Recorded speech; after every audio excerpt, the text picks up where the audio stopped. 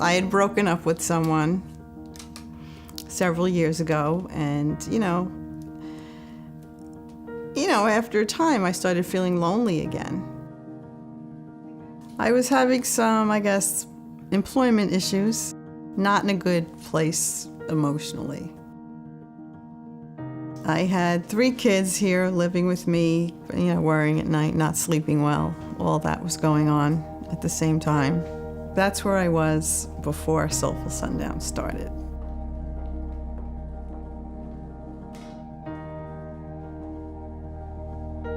I have a friend, Jamie, who had been going to Soulful Sundown for a little while, and she invited me to go, and I don't really go to church anymore. I don't like to be preached to. I didn't go at first, and so finally one day she said, "You're really gonna like this. You really should come." So I said, "All right, this month I'm gonna go with you." And I was really impressed with the minister, Jennifer. I just thought that this is how it should be. I'd almost forgotten, but then remembered the summers when my father, who wasn't particularly handy with tools, would bring a wrench out to Central Park, to the playground at 96th Street, to turn on the sprinklers on those hot, hot days. I loved having the hero dad. I loved running in the sprinklers. She's just a very dynamic speaker. When she talks about a topic, she personalizes it.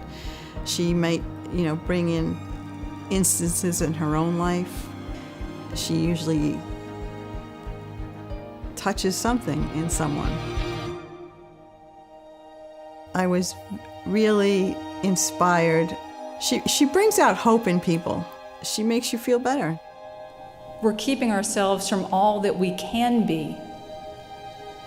And the resources are already within us. We need laughter. Yes, baby, you are right on. Amen. Okay, I don't need to say anything else. We're done now. It is a real blessing to get to lead Soulful Sundown services and see people's lives being positively transformed. You know what, actually, if it's doable, I have really been living with that first song, Rudy with a Flashlight. Mm-hmm. Is there some... Play that progression under it a little bit. Kind of slow... Underneath. Praying. I can pray to that. Here. So is there a way we can get the volume down? Just because you're going to be talking over that, so we want it quiet. The themes for Soulful Sundown either begin with a particular theological theme or concept for me, something that I think needs to be communicated, or something that's happening in the world that we need to talk about, or it may grow out of a piece of music to start with. There's something about the way she presents things, and the music ties into it too. They pick songs that relate to whatever her topic is. The band is amazing. They are incredible musicians, each and every one of them on their own, but together they are unbelievably marvelous, and I am in awe of what they can do. I get to do the spoken word piece, and they do the musical piece, and together we create something transformative. Chris is the band leader, Chris Marshak, and yes, he plays the drums and percussion instruments, and he brings in all the musicians and the singers. Soulful Sundown is a really cool night that is a mixture of music and spirituality. It's a collaboration I'm involved with Reverend Jennifer Brower, and it's really grown, and there's like a lot of people coming back every month. Music is one of the only things that makes me remember who I am, kind of like a reset. But a lot of times when we're there as musicians, the theme is being revealed to us as she's speaking. I don't know exactly what she's going to say. So as she's talking, I'm being inspired the same way everyone else is there by her words, and that influences the way we play. It is a pretty amazing thing to know that when you're playing that it's someone came in a certain mood and that you were able to elevate them, and then by the end of the night they're sharing with how you've touched them and moved them. The band is great. They're really very talented. They all have a lot of impressive credits to their name. Ben Wish, the keyboard player, most people know him. He produced and mixed Mark Cohn's hit song Walking in Memphis, and wears no shoes. That's the other important thing. During each service, Jennifer talks about a specific charity that they take up a collection for. Some of them are local to Long Island, like the food banks or things like that. Some of them are more nationally known, like Ronald McDonald House. It's always something that really does good things for people. Now I'm in a better place, so I can donate more than when I started going there. I wasn't working full-time. Now I'm back in a full-time job and things are better, and I could be more generous because I can.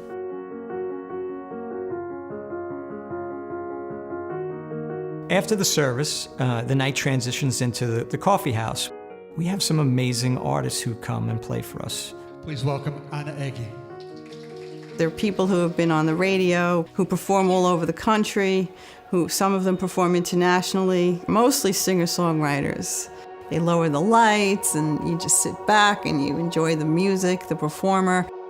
We've been fortunate enough to have Cliff Eberhardt, Lucy Kaplansky, Patty Larkin, Willie Porter. The talent is at a very high level. I started looking forward to it. I thought, well, I have to keep coming to this. My hope is that Soulful Sundown helps to heal some of the rootlessness and social isolation that we feel. They've maybe made some new friends or just enjoyed the company of those who are gathered around them. Even though you're in this worship room with many people from different faiths, Jennifer tries to make everyone feel really comfortable. Anyone is welcome. It's non-judgmental, and it's comforting, and it's a sense of community. I would have to say that Soulful Sundown has made an impact in my life. It's helped me through a lot of things, and no matter how bad I was feeling before I walked in, I'm feeling much better when I walk out. That feeling of hopefulness comes with you. It does last. Over time, the messages from Jennifer have been very helpful. I think she's done that for so many people who come. We need to be connected to other people to help us get through life. That feeling of connection allows them to go out and transform the world in wonderful and positive ways.